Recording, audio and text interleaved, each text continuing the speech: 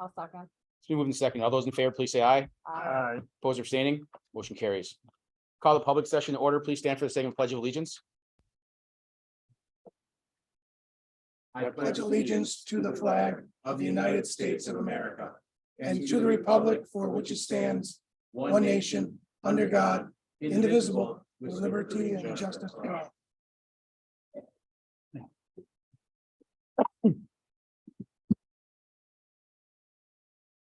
I'll turn this over to the superintendent now for our graduation presentation.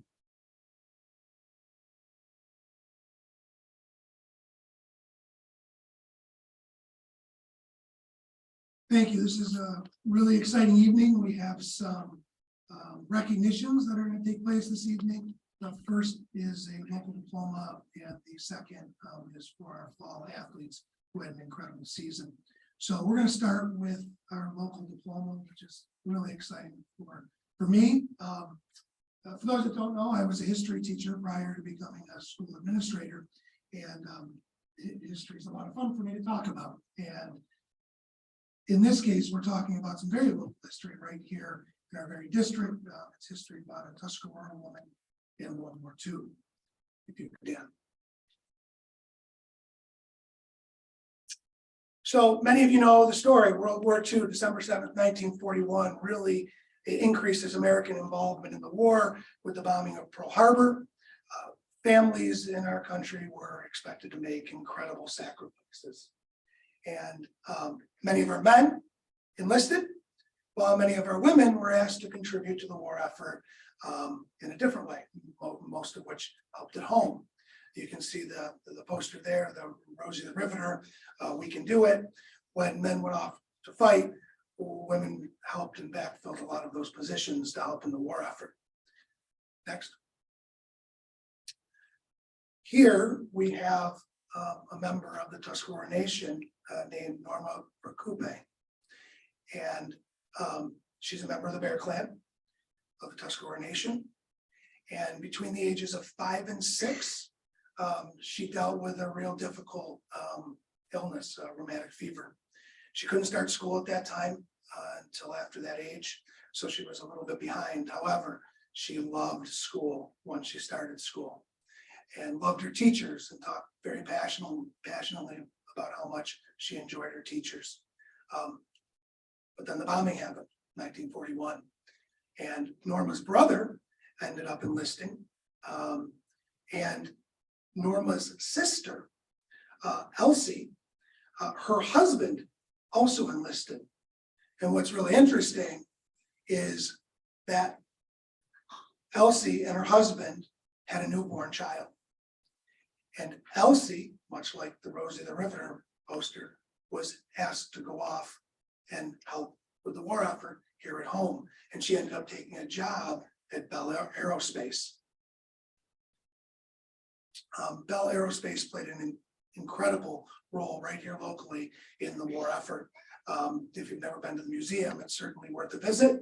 But this is where Elsie went off to work. So with Elsie off to work and the husband off to war, who was going to take care of the newborn? Well, that person, if you could, was Norma. Norma was 15 years old. Again, I told you she loved school, loved her friends, the friendships, the teachers. She dropped out of school to take care of the newborn, so that her family could continue to help with the war effort. She was doing her part to assist, and I think that's incredible. Just a little bit more on Norma. I've got quite a bit of information here, which is pretty neat, but she was the second youngest of 10 children. Her mother was actually widowed when Norma was 6. We said it was a really difficult decision for her to drop out because of how much she enjoyed education. She later met her husband, who actually was already serving in World War II. He was actually on a ship in the Philippines. The two of them had 6 children. Those 6 children all attended Niagara Wheatfield Central School District. Norma supported her children in every way in education. She was a room mother. She helped with homework. She attended all of their sporting events. Since then, and this is really one of the things that really caught me, she's pushed education, even though she didn't have a high school diploma herself.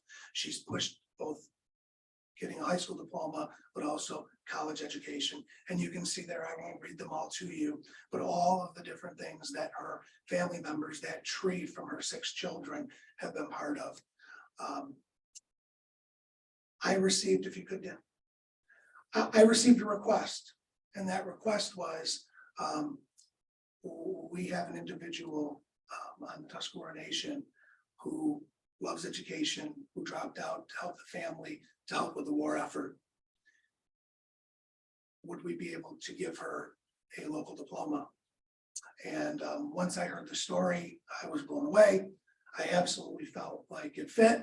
That said, I reached out to our district superintendent, who reached out to one of our assistant commissioners of education, who actually had a conversation with the commissioner. Everyone who heard the story felt like this was absolutely something that fit. So today, we are going to be presenting Norma with her local high school diploma. For that, I call on Mr. White, who is the principal here at Niagara Wheatfield High School.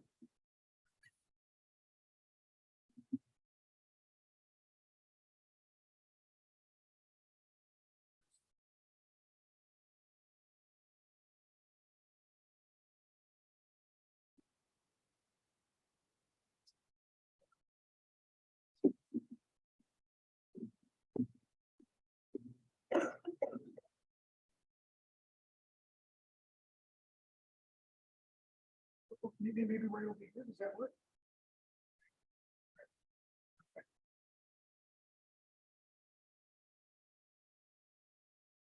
Superintendent Malanich, as principal of Niagara Wheatfield High School, I certify that Norma Bracupe has fulfilled all the requirements set forth under New York State education law and Niagara Wheatfield district policy. Norma Bracupe is now prepared to receive recognition for the work she has successfully completed. By the power vested in me by the Board of Regents of the State of New York, and as superintendent of schools, it is my honor to confer upon Norma Bracupe the Niagara Wheatfield Diploma with all the rights and benefits pertaining unto her. Congratulations.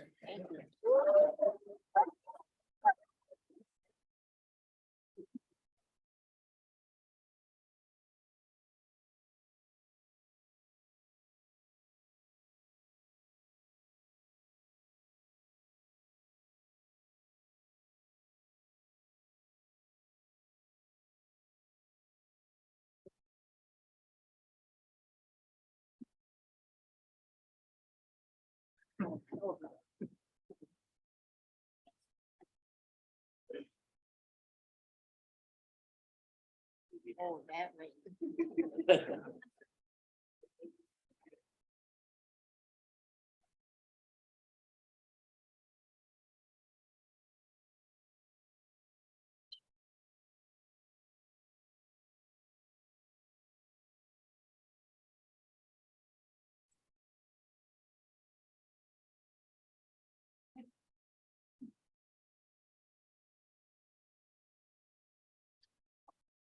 I'm going to now turn things over to Mr. McKenna and Mrs. Viter.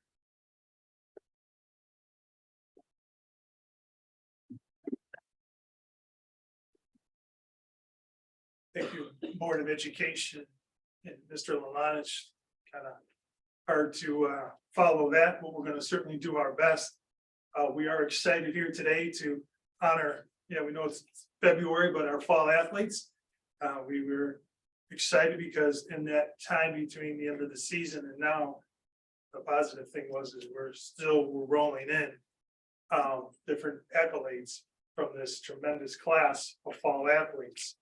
So we are actually going to recognize 5 league champions who have also succeeded in sectional play, as well as a state champion, as well as all our scholar athletes. So when I'm up here, these events, it's exciting because at times you're like, it's only going to be a couple of kids. But in the hallway, I think we have over 50 kids, and that's certainly not everybody that's here today. So we're tremendously honored. I'm tremendously honored to be here today to recognize these student athletes. And so without further ado, I'm going to start with our 5 league champions, say a few words about them.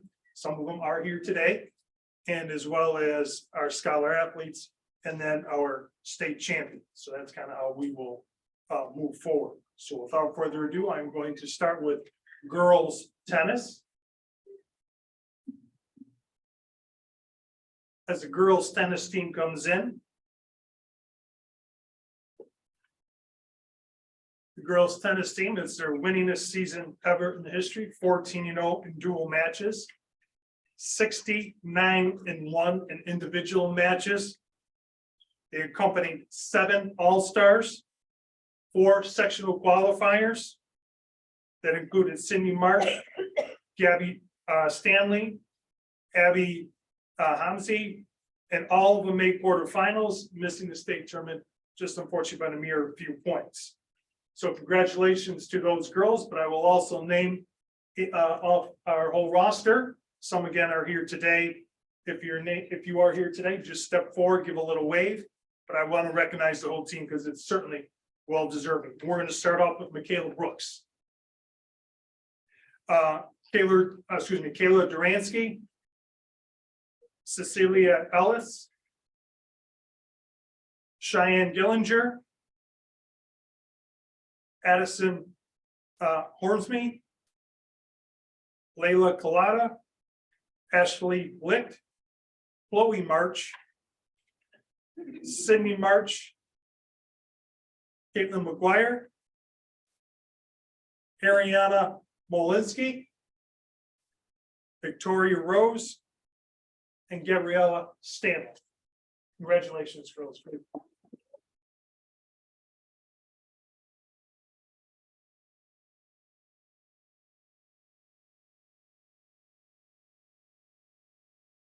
Those girls certainly did a wonderful job. It was a tremendous honor again watching them throughout the season, and not only go 14-0, but Ladies, just so before you walk out, at the very end, after we're done having all the athletes come through, we're gonna take a break from the meeting. You can come back in for punch and cookies.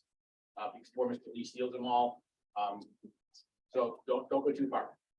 Yes, to all the athletes, that's true. As you say, come on up. I'll address your names and then afterwards we'll have a brief reception where you can enjoy that cookie and punch. Thank you. All right, our next team we're gonna honor is our girls volleyball team. Girls, you can come on up. As they come up, just a brief summary for the girls volleyball. The girls volleyball team finished the regular season with a 14-2 record and tied with the league title. The team made a strong showing in sectional quarterfinals, beating Star Point very easily, and their playoff run ended unfortunately in the sectional semifinals with a loss to Williamsville East with a final record of 16-3. So we're awfully proud of our girls and captains Sasha Zayats, Julie Quitchoff, Lindsay Tyler. They all received league honors. Sasha was named to the All Western New York second team for large schools, while Lindsay received All Western New York first team honors. So congratulations on those honors, girls. And again, similar like we have done before, just step forward and take a little wave to the crowd after I call your name for girls volleyball. Grace Bernard, Amber Bowling, Haley Cacciatore, Abigail Dorenzio, Allison Failing, Alyssa Giannini, Lauren Janik, Brianna Jones, Julia Quitchoff, Samantha Piper, Lindsay Tylick, and Sasha Zayats. Congratulations, girls. Great to see you.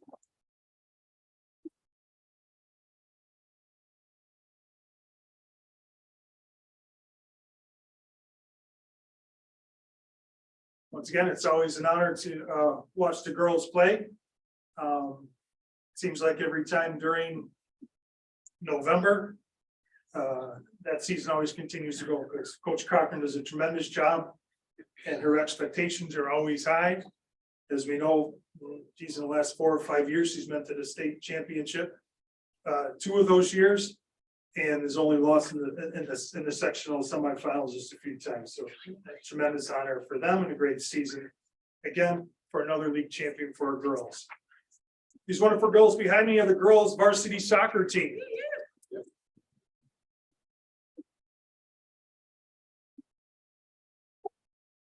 Guys, you're all right. I'll move over. How about that? There you go. I led by Coach Blankenship. Nagaweeville girls soccer team finished 14-2-1 overall, 10-1-0 in league play. All NFL league honors, first, second, and third team. First team, Gwen Jaros, Katie Dina, Marissa Rickard, and Tristan Davis. Congratulations, first teamers. Our second teamers are Tori DiCarlo, Sam Fearon, Cindy Gallus. Third team, Cassie Moser and Caitlin Barker. Again, individual team regional recognitions were tremendous. Girls were soccer section 6 finalists. Congratulations, girls. And again, same thing, nice little bow, nice little wave to the crowd after I say your name. Let's start off with Madeline Buck, Alyssa Clement, Riley Coulter, Tristan Davis, Caitlin Dana, Ava Duvall, Victoria DiCarlo, Samantha Fearon, Sydney Gallus, Kirsten Gundel, Emma Hurley, Gwyneth Jaros, Sarah Madrak, Leah McDonald, Brooke Meisner, Cameron Meisner, Cassie Moser, Caitlin Parker, Marissa Rickard, Lauren Soto, Rowan Springer, and Abigail Zimmerman. Tremendous job, girls. Congratulations. Good work.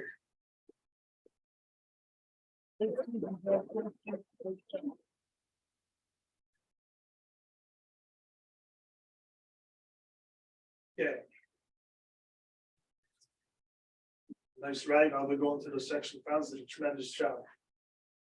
Your next team is our another league champion. Girls varsity cross country. Okay. Hopefully you had your dinner because we have a lot to talk about here, which is tremendous because this team is just full of accomplishments from their successful season this year. And at the end, I've already got the look in the elbow from from Coach Smith that she's got something to present to her team at the end. So I'll pass that over to her at the end. But I'll take a breath. We're awfully proud of these young ladies and their accomplishments this season or in the fall season. The team has the best season in school history. Undefeated, Niagara Frontier League champions, third place at sectionals, and 9th at the national qualifiers. The team was named as all region team and was also awarded the NFL sportsmanship team honors. Individually, Amanda Snowberger was named the female All Western New York Sportsmanship Award winner. That deserves a round of applause.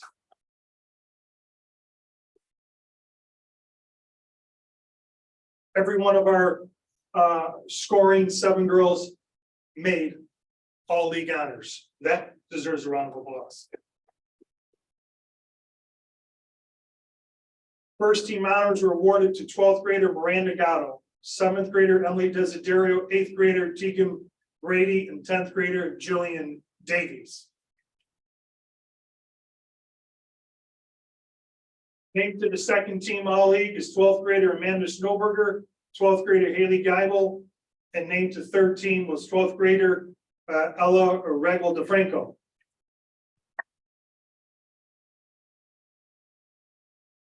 Earning the honors of being named as the Buffalo News of the Week, athlete of the week, 7th grader Emily Desiderio, 8th grader Tegan Brady, 10th grader Jillian Davies, and 12th grader Miranda Gatto.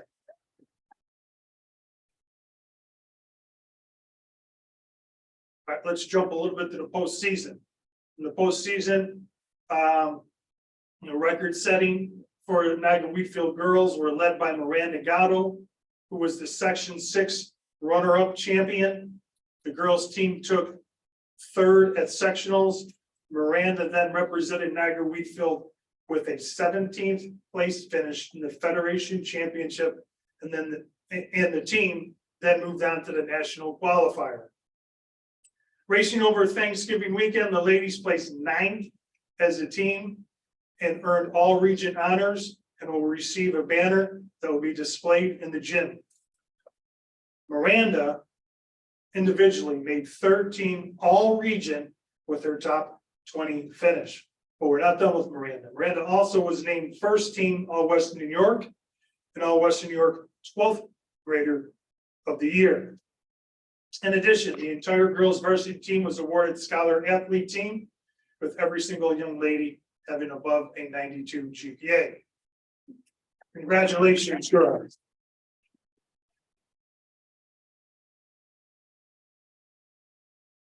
Those girls, a little wave both sides, maybe to the front and then back to the crowd. Let's start with Leah Boss. Tegan Brady. And then turn that way. My bad. Paparazzi. Alyssa Gato. Jillian Davies. Emily Desiderio. Miranda Gatto. Hayden Geibel. Elena Goldman. Christine May. Elaine Raglow DeFranco, and Amanda Snowberger. Girls, just got an amazing season. Great job. We're going to just do real quick So the girls haven't seen the banner yet. It was just mailed to Mr. McKenna the other day.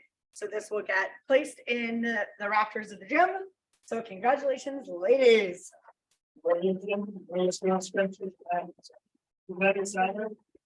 Congratulations. It's a first time. Just a little, Just really quick, could you hold that up one more time? I know a lot of people were trying to get around for a picture. and as we're doing that, I just want to say a nice Sure, why don't you congratulations guys hold it and turn and face it. to Miranda as well, who'll be writing at Stony Brook University. Congratulations, Miranda. Don't move out of the way again, guys. Emily, give it to Lainey, she's taller. No, Emily? I'm working on it. Your teacher? Here.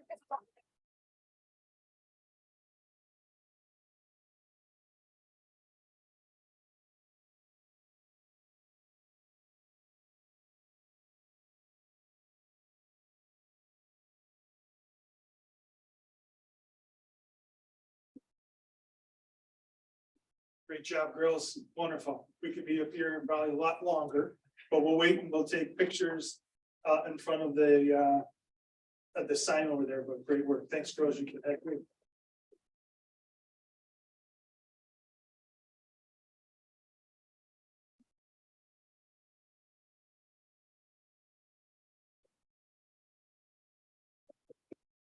Once again, just a congratulations to Coach Smith, Coach Hess, Coach Capicilli. They just do an amazing job with our cross-country program. And again, year after year, they're successful, but this was certainly a special season. Because their accolades, as we just mentioned, were amazing. All right, our last team honor, I'm gonna say team honor and league champion is our boys varsity soccer team, led by Coach Coulter. The boys varsity soccer team, our record was 8-1-1, 13-4-1 overall. Third team honors went to Connor West and Noah Sass. Second team, Troy Hassan. First team, Evan Osatowski. And Niagara Frontier League Player of the Year, Vincent DeBello. Large school, all Western New York honors, Evan Osatowski. All Western New York, now repeat this, all Western New York Player of the Year, all Western New York Player of the Year, Vincent DeBello. All state, all region, Vincent DeBello. Congratulations to those individuals and an astonishing accomplishment.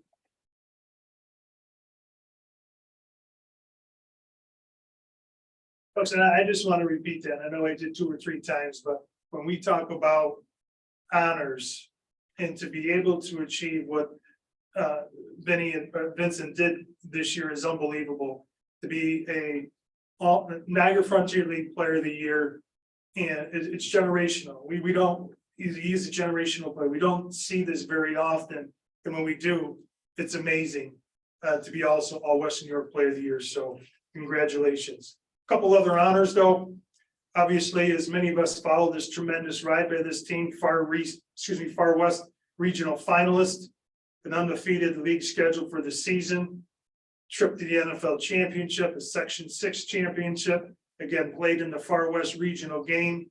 Not 1 but 2 scoring records for Niagara Wheatfield were rewritten. All-time career goals by Vinny, and all-time goals in one season with 35, in one season 67 all-time, and all-time goals in one season 35. Let's give a round of applause for that.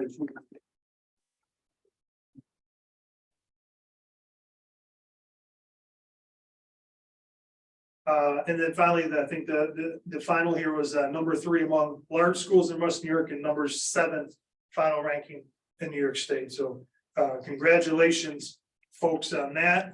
And let's recognize these fine young men. Just take a quick step forward if you are here. Let's start with Aiden Bennett, Ryan Bergstrom, Zach Burwell, Lucas Sereno, Quinn Conroy, Vincent DeBello, Dante DeFiglia, Paul De Palma, Jacob Francesca, sorry, Troy Hassan, Evan Henry, Anthony Lang, Nolan Lyon, Ethan Osatowski, Evan Osatowski, Frankie Pizza, Simon Pollock, Michael Rimbaldi, Noah Sass, Noah Seifert,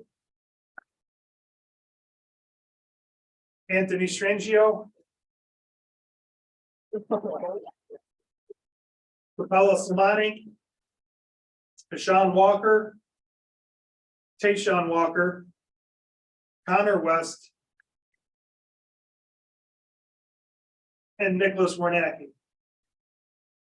Congratulations, gentlemen. You say 67 goals. I believe that was correct. That's Career. I'm correct. 35 in the season. I have it on good authority from Mr. Strangio that Mr. Sable, even counting practices, his entire career never scored 67. Including Little League too, probably. Congratulations, gentlemen. Another quick round of applause for the boys team. And we can head out and you can take a sleep.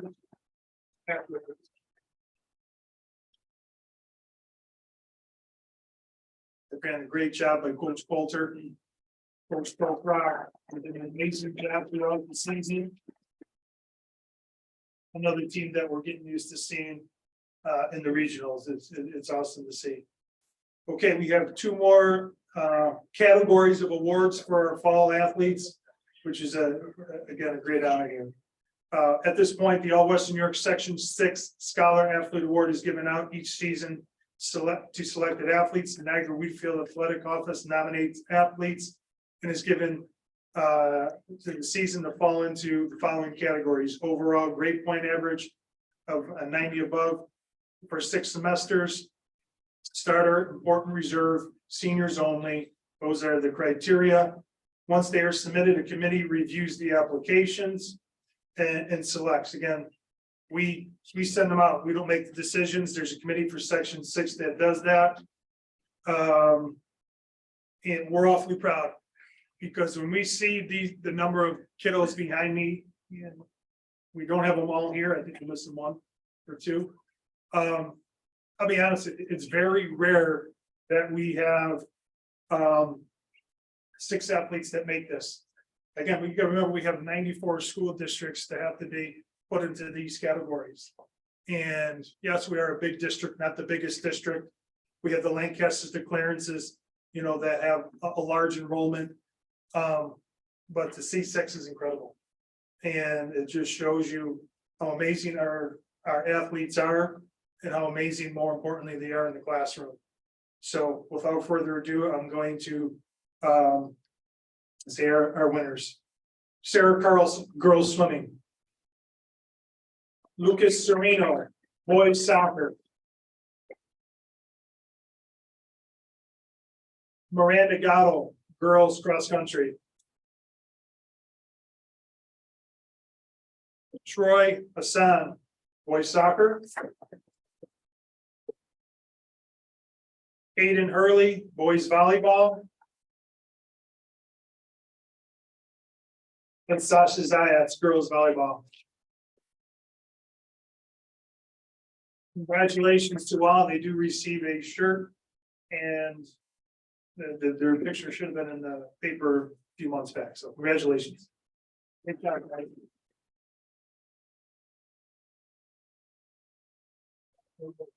Thanks. I appreciate it. Good job.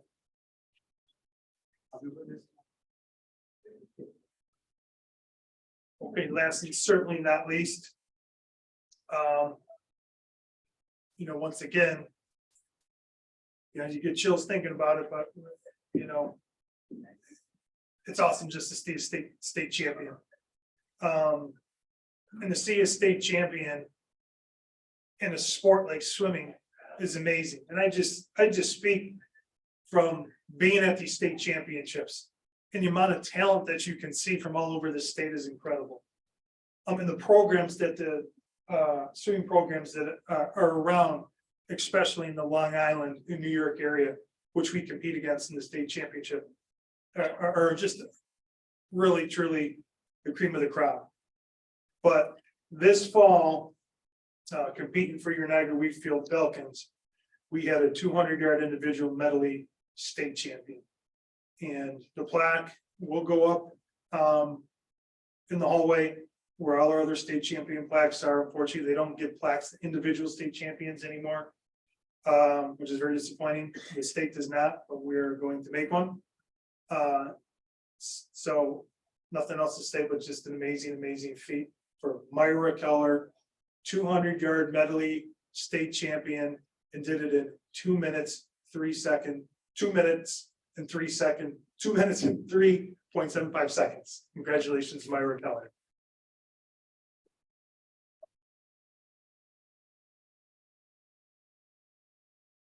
Myra, I know, was unavailable to come here today, but obviously, she, from what I would imagine, she's probably in the pool, continuing to swim. That's how she is. She's just a wonderful athlete that loves her sport, and obviously shows with the results that she had. So that's all the time we're going to spend today. Great honor, and I'm obviously very fortunate to be here today for this honor, and looking very much forward to when we do this again for winter sports in a couple of months. Thank you.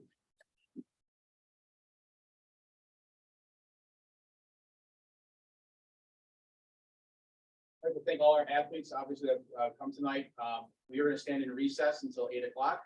So feel free to have them come back in for cookies, punch, and parents, make sure you also help yourself. Thank you.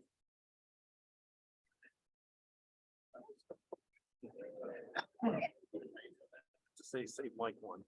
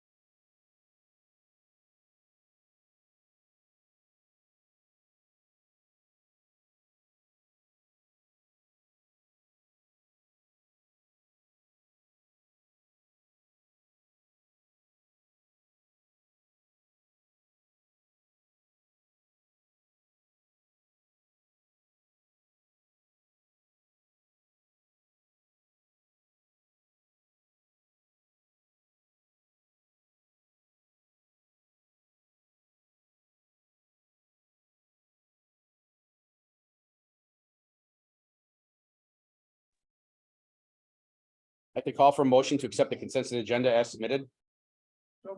Second. Any item to discuss or separate? If not, all those in favor accepting consensus agenda, please say aye. Aye. Opposed, abstaining, motion carries. Call for a motion to accept the personnel report as submitted. It's been moved and seconded. I will separate 2 and 3. Anything else to separate and discuss? If not, then all those in favor of accepting items 1 and then 4 through 33, please say aye. Aye. Opposed or abstaining? Motion carries. Mr. Stack?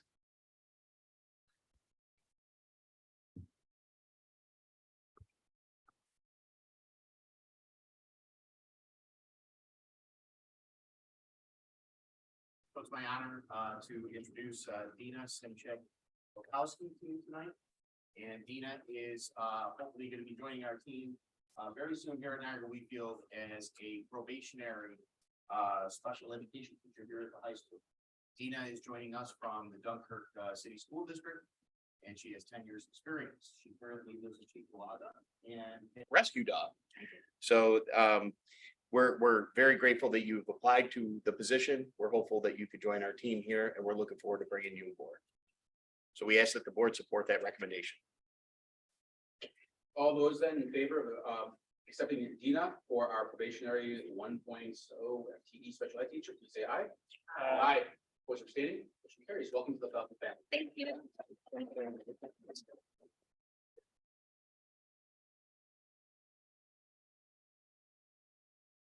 On personnel item number 3, we ask that the board support the recommendation to appoint Melanie Banky to the position of AIS ELA teacher here at the high school.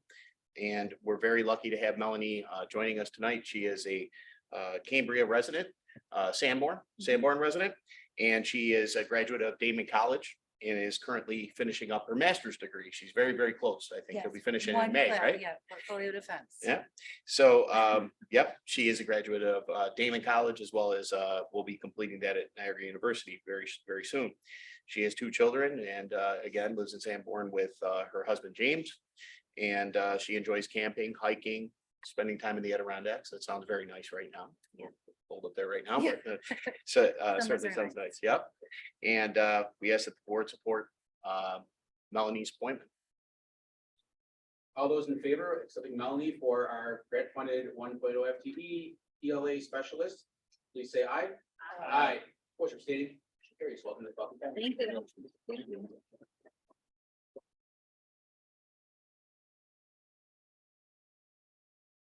Capital Project Committee, So we had a meeting today. We had a pretty long meeting today. We went over a lot of the big items that we're looking at doing this with this money. One was the auditorium. There's a lot of questions and, about how it's going to be built and everything else, but they went back to the individuals who the clay. Architect? Hmm? Architect? Oh, you mean the end users? End users, yeah, we went to the end users before they came to us and got a good idea what actually wanted. And the drawings look pretty good. There's just some tweaking that they're working on right now. And we also had the tennis courts. There are gonna be new tennis courts put in. And we're looking at where we're gonna end up with there, but they've actually they got a nice spot for them, so that's looking good there. The other was what the Tennis courts and the classrooms. oh, yeah, the classroom machine shop, but yeah. We're upgrading the shops in the middle school, high school, and going over the design for those classrooms, so that'll be nice when that's done. It definitely needed some facelift there.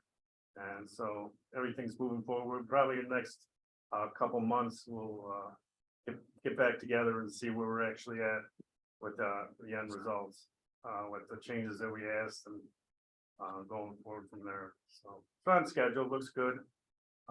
So hopefully we get it all going and get things done. Good. Any questions of Bob on his report? All right, policy. We have the second reading and adoption of policies. Once the internet loads on my computer for them, there you go. I'd like to call for a vote for policy 5681, school safety plans. There's a glare right there. Policy 6121, sexual harassment in the workplace. Policy 6215, probation and tenure. Policy 7155, remote instruction. Policy 7350, corporal punishment and emergency interventions. Policy 7522, concussion management. And policy 7530, child abuse and maltreatment. All those in favor of accepting the second reading of those policies, please say aye. Aye. Opposed or abstaining, motion carries. Anything additional from our policy chair?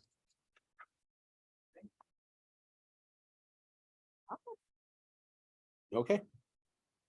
You have the internal claims audit report as an informational item, and you have some fundraising events as informational items. Also, please make sure you have reviewed those.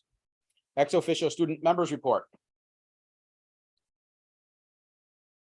Yeah, we got a bunch of things going on now that semester 2 has started. We're halfway through the year. We just had midterm week, went very well, and that ended our first semester and started our second one. We have a junior versus senior and a staff versus staff volleyball tournament on March 2nd. The sophomore class is sponsoring a online school spirit store. I have the link if people don't take a look at that. We have our Winterfest dance is coming up on March 2nd, and tickets should go on sale towards the end of the month. Our high school musical Guys and Dolls is March 9th through the 11th. All those shows are at 7 p.m. in the high school auditorium. And tickets should be going on sale soon, and those are online. We have our Winter Spirit Week coming up, February 13th through the 17th. For the themes of the week, we have Jersey Day, College Gear Day, Red and Pink Day for Valentine's Day, Comfy Clothes Day, and Class Colors Day, where the seniors are blue, juniors are green, sophomores are yellow, and freshmen are purple, and they'll wear corresponding colors for the week. We also have some after-school events that week. We have a Valentine's Day bingo. We have a movie day after school. We're going to be watching WALL-E.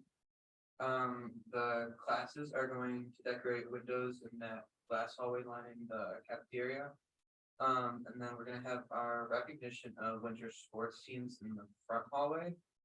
And then throughout that week, for the students participating in like spirit days, after school events, there's going to be points added up as those points will go along with our coin wars, where each class has a container in the front office where they put coins in, and each of them corresponds as a certain point value. But other classes can sabotage that by putting dollar bills in, which are worth negative points. And at the end of the week, all those points are added up, and which class has the most points at the end of the week gets $500 in their class fund account. And for Coin Wars, all of the money that comes from that'll go for our Falcon Closet that provides meals and clothes for the Falcons in need in our school district. Around Christmas time, our Interact Club made 120 blankets and Christmas cards for people at Elderwood, and they just made 120 Valentines for also the people at Elderwood. And also in December, the Interact Club with the Youth Education Committee Club, YAC, they had a night at Elderwood called Lasagna Love, where they brought not at Elderwood, I'm sorry. They made 4 lasagnas for Falcon families, and the Falcon Closet provided salads and sides and desserts for the meals. And last but not least, our Take a Look at Teaching Club has been doing monthly bulletin boards throughout the district for various themes. This month is focused around Black History Month, and last month was 2 months ago was Native American History Month. Yeah, we got a lot going on. Good. Thank you. Any questions of our student member for his report? Oh, very, very good. Superintendent, his report. Mr. Stack, hiring up, Mr. Stack, hiring updates first, please. Thank you. We're finding new creative ways to try to market the positions that we have open in the district. The latest creation of a QR code and getting all of our outlets in the county and even outside the county to take on our postings when we have them. So some of those outlets would be the DMV, Traffic Vocational, Buffalo Fire Department, retirees, Niagara Falls Fire Department, retirees. So we're working hard to try and do definitely secure bus drivers. Those are certainly a target area for us. Some food service helpers are currently posted, but outside of that, we're doing a pretty nice job of being staffed. We have had recent publications go out, both in the Sentinel Tribune as well as the Gazette. And we're going to continue to blitz our community as well using Blackboard, not just continuing the charge we have to try to find drivers. That's our biggest need right now. Thank you. Thank you. Mr. Gillespie, can we bring up the district webpage quick and go under community education? For those who haven't ever taken a look, if you go to our district site under community resources, you go under community education. What you find here, and then you go down a little bit, and if you click on where it says Core Storm, if you click on Core Storm, this is how people in our school community can take a look at what the offerings are besides the paper flyer that is also out. First of all, I just want to say thank you to Cindy Travers. She's done an incredible job with this program. It continues to grow. The types of offerings in our community education continue to grow. So it's really exciting. I just want everybody to kind of get a quick look at this. It's a pretty neat thing that we continue to offer to our school community. I want to thank the board for their support of this program, but also wanted to just give a shout out to Cindy Travers for the great work she's doing with this program. Next, I wanted to take a minute just to let the board know that one of the topics that has come up as part of the Western New York Athletic Council is the topic of esports, and it's something that's being talked about not only in our section but also at the state level. And really, what it comes down to, the question is this: should esports be a part of athletics? Should it fall under the athletic umbrella? Okay, some of the reasons given by NISFA, who is the state agency who's in support of including esports, the two main reasons given. One is that there's a large number of participants, and two is that esports is a competition, so it's competition based. This is something that our section will have to weigh in on. There's certainly, I think, immediate pros and cons that you might think of when you think about it. I just wanted to hear, any feedback that you might have to it. I will tell you that I'm torn personally with this because certainly athletics tends to mean motion, in many cases, some type of significant motion, in my mind anyway. What I do understand is that if there's significant numbers of students who are participating in these activities outside of school, and the goal is to engage them in the school community with esports, and they believe and people believe that this is the best way to incorporate it. I understand that argument as well. I think there's other ways to do it. I guess one of the things I want to say too is this: that we have plenty of activities that there's significant participation in, and that are also competition based, that don't fall under athletics. Things like Model UN, things like mock trial, things like DECA, those are all programs where they tend to be more club based. Okay, and there's advisors to those clubs, but they don't fall under athletics. So it's a newer topic that is picking up a lot of steam within NISPA, and we were asked to talk about it. So I'll stop talking for a minute and listen to any thoughts you might have. Before I weigh in, because obviously I can speak a couple hours on that whole topic. Anyone else have any views? Let me ask you this. Are you familiar with what esports is before we obviously engage in a conversation with it? No, I'm not. All right, there's two branches of esports. There's video esports, video games, which have 8 current games that are in a competition level. 4 of them are platform games, which are like on Nintendo Switch, which is like Mario Kart, Super Smash Brothers, and so on. And then the other 4 are computer-based, which are actually like Fortnite, Call of Duty, Rainbow Six, and then there's an app. There's another one, I can't remember what the other one is. And then there's an app-based one, which is Hearthstone, which is based on iPads, and it's basically a virtual card game. The other side of esports is with drones. And I'm gonna have him bring it up. Let's show that thing. Can you go to just search for US drone soccer?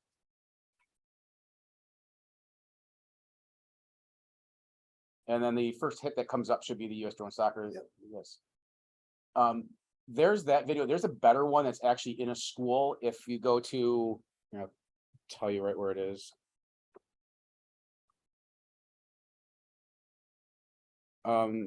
If you go to For Educators, it's not yes, and go to Education Guide. You're going to scroll down. There is a secondary video that is Under education guide. Yeah. Under education guide, and they move the video. They have a different video up there right there's one now. there though, that'll work. Yeah, I can see it. yeah, the Westminster High School drone soccer. Yeah. Yeah, that one. Yeah.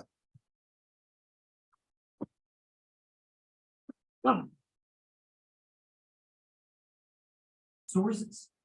Details matter. Introducing Grammarly's citations features.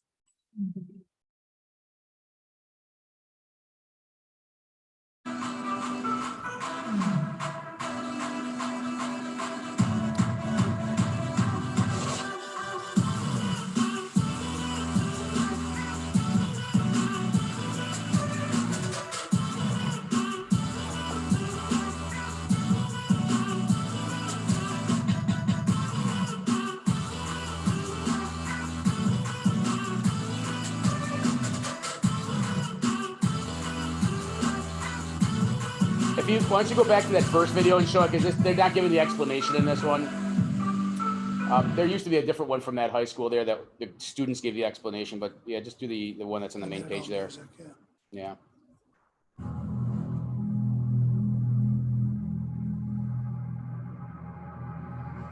Welcome to Drone Soccer, an exciting new educational esport. We're launching a national program to engage thousands of students with the thrill of flight and head-to-head competition. Right now, the aviation industry is facing critical shortages in aircraft production, mechanics, engineers, and pilots.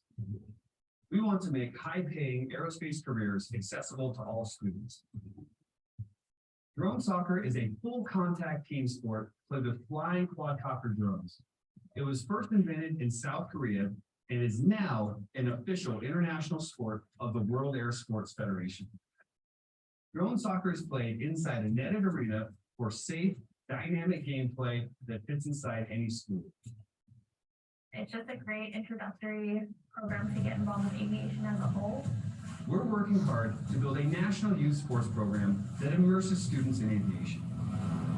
But before all of this, we had to design a professional grade drone that was suitable for World Cup play and the needs of the modern engineering classroom. It had to be affordable, durable, and completely repairable. We spent a year playtesting with teachers and students to get it right. We've been doing drones for about 4 years and struggling to understand what ties it all together. And US Drone Soccer just delivered it in one perfect little neat classroom package for us. This is the Saker DS200 drone soccer ball, made with high-performance drone racing hardware by leading manufacturer iFlight RC. A carbon fiber chassis, injection molded cage, and no need for soldering. We've also sourced market-leading products from remote controls, tools, batteries, chargers, everything needed to get started in the sport. Your donations will help us fund school programs, national tournaments, and even the U.S. drone soccer team for international play. I think this sport's gonna take off very quickly because we just last summer, we had barely anything and now we're up here doing all these events and showcases and we're gonna have nationals in May. And I think it's just gonna skyrocket. Help us bring robotics competitions into the space station.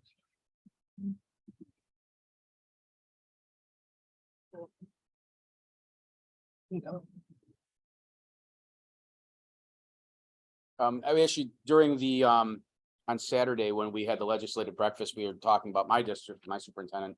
This is something I'm trying to bring there, that we create our own competition just between two districts now. And I believe it was Maryvale, you said, is the other one that has this.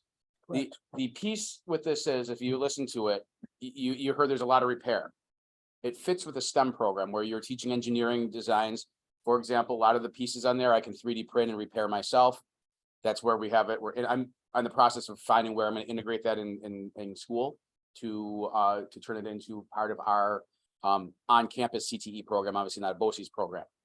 And where I have a problem, in you know, if you want to say it as a sport, and the minute you let I'm gonna say this way, athletic directors run that piece, they already have enough on their plate already to understand the STEM component of it and where it fits into a curriculum. And that I would say let things play out for a few years to see where things go with it and where it should fall. Because most schools are going to do this as a club right now, not as a varsity level competition or anything like that, because you have to have very technically minded staff members to be able to handle a lot of this stuff. So, I mean, I let it go as a club for a while, see how often it takes off, and go from there. Do we have a club? Not yet. We actually, this is something that we're purchasing with some of our federal stimulus funds so that we can have drone soccer here. You know, I don't have a problem with the club. I understand what you're saying with being athletic with a club. Club might be a good fit until we see where this thing goes. But one of the positives about this, in my opinion, is we have many students that are very athletic. They contribute to sports. They love it. It's their life. Unfortunately, we have, every school has a small portion of students that maybe aren't as athletic. This could be, I mean, you want to go and game with them, they'll beat you every time. And I think for that smaller population, if we can maybe start with a club or something, I think there could be a positive. I got the pleasure of seeing that firsthand last week when we went to Utica.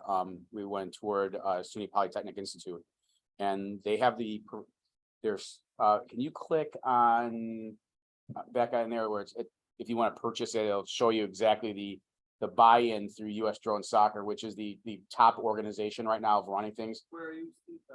If you go back to dronesoccer.us. And then you can go to, if you go to For Educators again, go to Education Guide. And then if you scroll all the way down, it's going to show the buy-in cost of starting it up.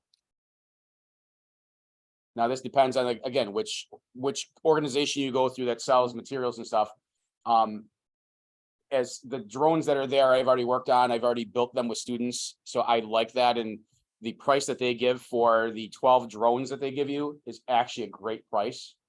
Along with, they give you the professional rear. That's the one you saw in there. It's like, that's the netting. In order for you to fly those drones legally, and to comply with FAA Part 107 regulations, you have to fly it within an enclosed a netted area. So there can't be any fly-offs or anything. So then if you could take those outside, if you wanted to set this up outside, you could set them up in the gym. You can set up in the room here.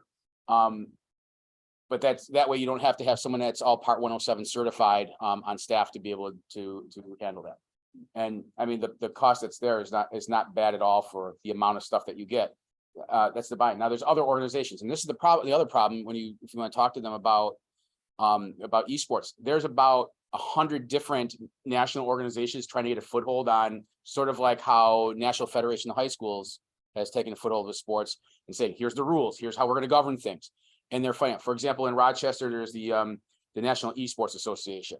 They're battling with one in the central United States, trying to become a national, you know, how do you say it? Entity for it and be the rules carrier. So I think what you really need to do is tell them, put the brakes on where you have to place these, and let's see how things play out, and let the state run things like this as a club. Because that's, you know, you want student engagement. The minute you start saying, oh, we're gonna have a competition and we're only gonna take the best people in this, then you know, so we're back to not having all the kind of engagement you can have. This is something where, yeah, when you go to do the club competitions, and this is the same thing in the collegiate level. I talked to them when they run them as clubs. They have their 12 best flyers for this, and then they have everyone else that can come and participate. And then they have ladder matches throughout the year to get into be the top 12. And they go on to compete. Everyone's still able to participate. Same thing with the esports. And if you're not familiar with it, there's a STEM incentive scholarship through New York State. Your top 10% of every high school in New York State can get it, where it's fully, their tuition is fully paid for to a SUNY school. Most of those SUNY schools will give an additional anywhere from $1,000 to $5,000 if you can make their esports team on top of that. And so benefits of having a club again. We get more money for students when they go there. So this is, you know, I would tell them to put a pause on who should run things, and let us as districts run things as clubs and see where things go. So the issue was not getting, the issue was where we're gonna put it. It's so what he was asked from there was what From the Western New York Athletic Council, they're looking at the state level with NISPA of pulling this under their umbrella. so And putting under sports as opposed to club. That's it. yeah. So basically, like, would you like your athletic department, your AD, to run things and everything? So I hate to say this, this is not a slant against many of the ADs because I'm very good friends with all of them. When you throw the technical side of stuff in here of what's in with video games in this, it's way over their heads. They're gonna defer anyways to. I think we should get into the club part of it though right away. I mean, it's so really to stimulate these kids' minds. That is an awesome outlet. As far as going forward with it, let's say, really find out where everything's at, you know. Sounds like it's relatively new to me. I never heard it before. I know that there are a couple students that were inquiring about how to start the club, and I've talked to you about it.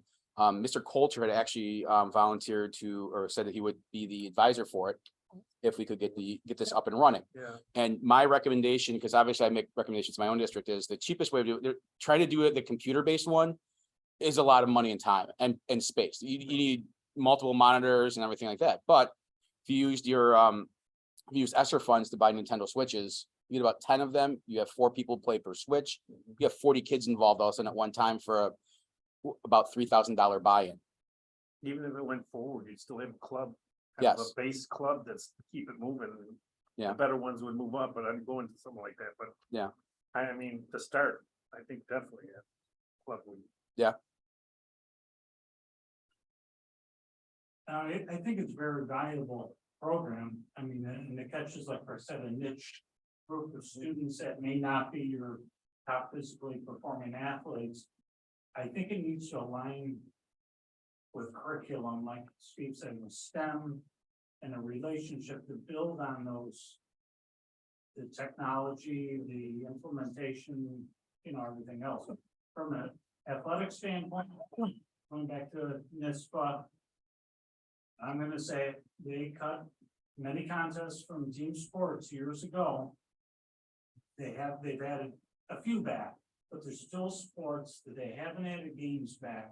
And NISPA keeps adding programs and levels of competition and sectionals and class meets and everything else and all these championships, which is well and great for kids. But we're not getting the games back for these other sports. Soccer, for example, is 16 games. We play a double round, your schedule's full, you can't play tournaments, you can't do anything else.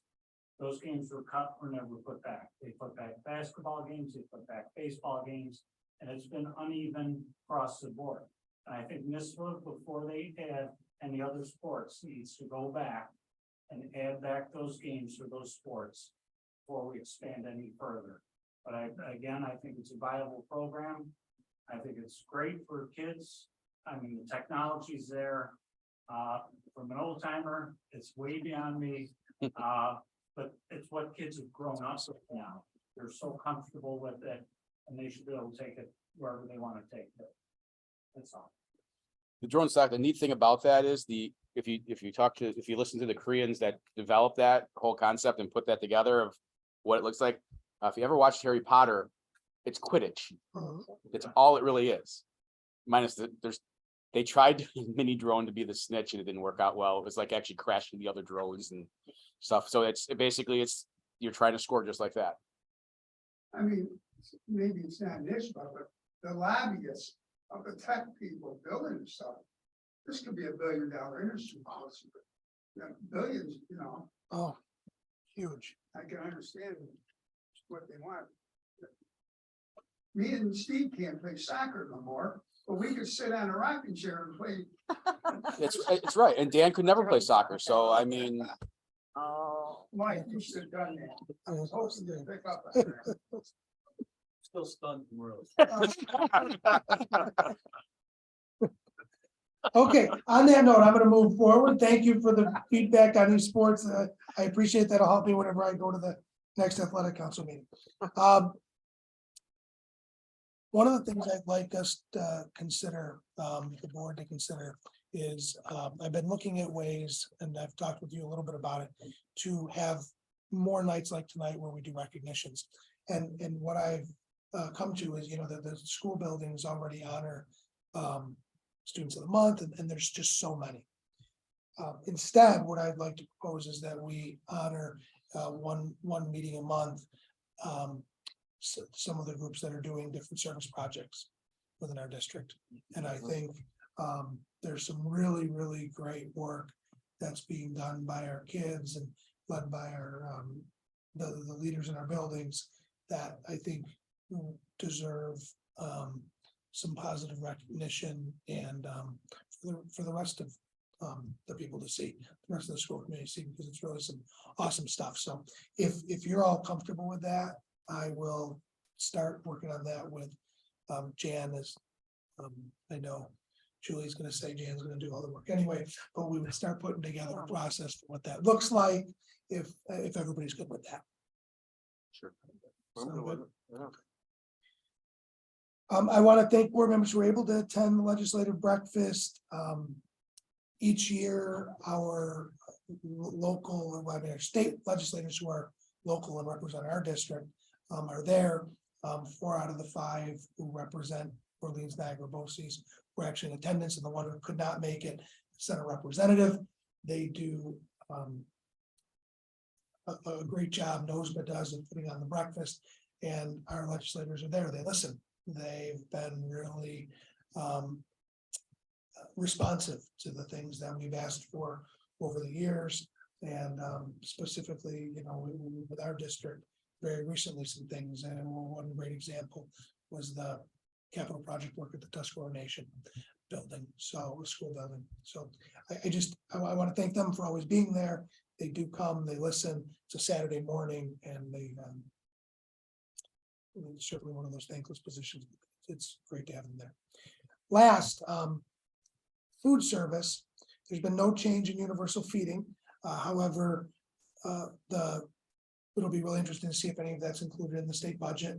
I apologize for those of you who turned on the television and saw my face yesterday or this morning. I was asked to do a story on child nutrition, and certainly one that impacted our district because we saw the number of students who took part in the free lunch and free breakfast during the pandemic. And then that went away for 2 of our 6 schools. And the example that I used was the middle school, which now actually qualifies for universal feeding for only 4 years. And then they'll have to pass that bar again. They'll have to make sure that 40%, at least 40% of that school's population meets that bar. And in the end, if you think about it, if one student doesn't, if one family, and you're just under the 40%, there's no free breakfast and lunch for that entire building. And you say, well, okay, well, what does that mean? Well, we had about 20 students who were taking advantage of breakfast at ETMS prior to the pandemic.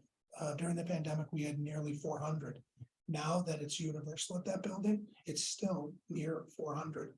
Okay, that's the average daily rate of meal or breakfast that are taken, just under 400. 20 or almost 400. How many of those students who weren't getting a breakfast, who really needed one, who quite frankly qualified, but didn't get in line? So, one of the things that we've done in the meantime, and thank you, Mr. Stagg, for the work that he's done with it, is put together something called Final Forms that our families now are able to fill out the application for the free and reduced meals on their phones. It's very user friendly. Hopefully, this will get more people to sign up. Hopefully, I say until the state or federal government says that we're going to provide meals for all our kids.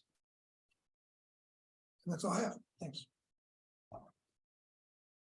Any questions of the superintendent on his report? All right, we have our budget developed calendar. We used to take a little gander at that, see if there's anything that either one doesn't fit your schedule, if you know we're not gonna have a quorum because of the stuff, or if there's anything else you see that we'd like to discuss on there.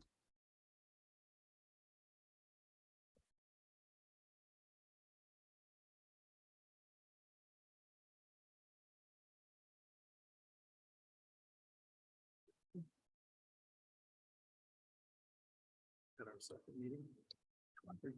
Yeah, it's 3:15. It must be.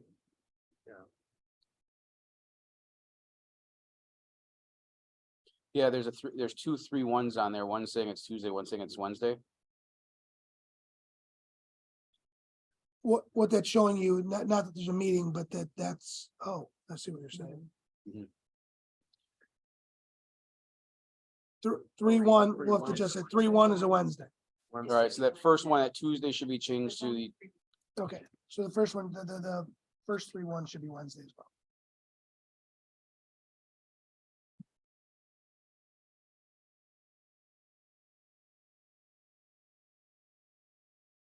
While you're looking at that, today, the state aid runs came out. We're not in a position to really discuss them today.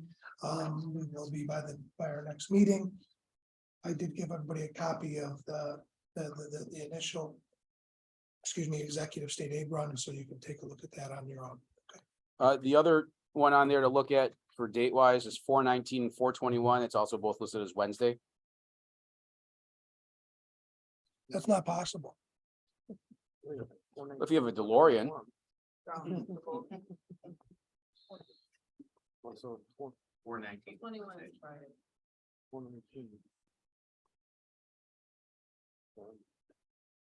Do we know? I'm sorry, so do we know if the 4/21 date, is that the right date that the budget notice must go? So it should should be Friday, not Wednesday. be Friday.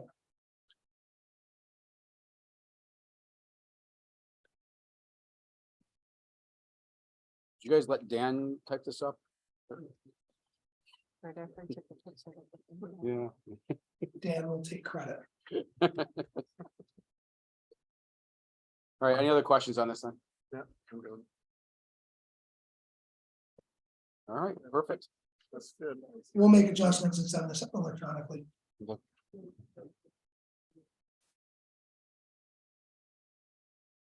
We have a meeting on the first. But we're Yeah. gonna- Yeah, what she was referring to is that we should that on our next meeting would have been the meeting we have to set the tax levy limit. But we also have the first for that meeting that we could do that on, That's so. right. So actually, We had to do it next meeting. Well, unless I do it after the meeting, so I don't know. But I'll see. so what we'll do. So what we'll do is we'll look at the time. If there's a time, if it's 11:59 PM, then we can certainly do it. That would give us two meetings to talk about it. If we talk about it at the next meeting and then everybody's comfortable, great. If we have to have another meeting because we can't use that date, then we might need to do something like that. Okay. Again, this is just a levy limit, doesn't necessarily mean we're going to that or what our budgets look like, but it's just. That's the piece, so I mean. All right, any other items for board discussion? One thing I'll say then is that if I get talk to those students about putting that through to you and about the club. All right. We'll get that going and a roll. And just so you know, I mean, it's, they can reach out, it's being talked about, but they should. We're just waiting. As we're processing some of our other payments with the federal stimulus, that's what we're purchasing, like the drones and that sort of thing. Right. Well, we still need to get a club together and, you know, one of the things, what's nice about that, and we talked about this in my district, is that, you know, enough kids have Nintendo Switches that are very highly portable. You could easily bring them in and just as long as you provide a space, you come up with like a little competition round robin type thing and then go off and the winner gets, you know, bragging rights or something like that, but at least you start that piece in your school. So, any old business? Any new business? Just a question. Sure. Matt mentioned, in the state pilots, we won it, but the state don't give plaques. He indicated that we're gonna get one. Do we do that to all the people who are in the states? Or should there be a policy if we don't? So that's why I think he's doing it, because in the past they did, so every time in the past that there's been a state winner, they gave out a plaque. So, and now they've stopped doing that, but since we've done it in the past for those kids, for the individuals, and they're not anymore, we're gonna continue to do it for the individuals, not just the team. Okay, does there need to be a policy on it for different administrations down the road, or you think they'll just? I'm just asking. Yeah, no, good, so you have me thinking, it's a good question. Can I contemplate that? You said at the policy committee. Yeah, let me, thank you, Bring that up. thanks. I mean, you know, sometimes things get forgotten Sure. over years. Well, and that's just, I gotta say, honestly, that's the state getting cheap. I mean, you give the state plaque for a Yeah, team sport, Yeah. but you won't give anything for the sports that are only individual athletes go to. All right, any other new business? All right, any public comments? Steve, I'd like to mention one thing. Sure. And I found out today, there's a young fourth grader, I believe he's at Eric Road, named Liam Lynch. And somehow he found out O'Shea Hospital in Buffalo uses about minimum of 50 pair of pajamas a day. So Eric Road is doing some fundraising to try to generate pajamas. And I know them and another young family who lives in Wheatfield, Vince and Jen Santanato, he's got, I think, 2 young kids in West Street and 2 young coming in. Anyone who donates, they will match it. And I know he's been buying 200 or 300 pairs of pajamas just in the last several days. So I wanna just recognize Liam Lynch for coming up with something like this at such a young age. That's awesome. Very good. Any other board member comments? All right. I'd like to call for a motion to adjourn. I'll second. All those in favor, please say aye. Aye. Opposed or abstaining? Motion carries. We're adjourned.